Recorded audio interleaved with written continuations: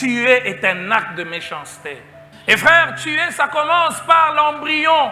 L'avortement est un acte de méchanceté. Non. Frères et sœurs, nous devons faire aux autres ce que nous voulons qu'on nous fasse. Imaginez-vous un instant si quand vous étiez tout petit dans le sein de votre mère avait décidé d'avorter. Serez-vous là, ici? Bien sûr que non.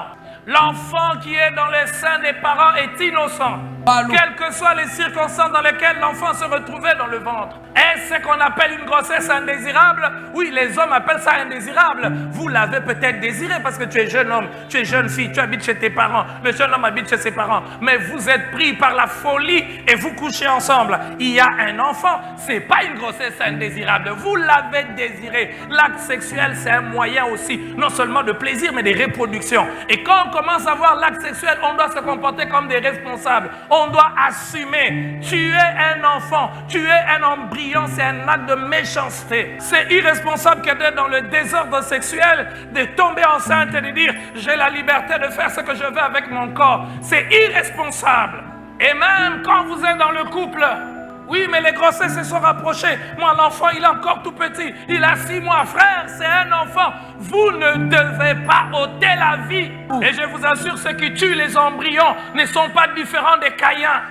Caïn a tué son frère parce qu'il ne pensait qu'à lui-même. Il pensait qu'à sa joie, il ne pensait qu'à son plaisir. Il ne pensait qu'à son bien-être. Il était gêné. Gêné par le fait que son frère allait tirer gloire.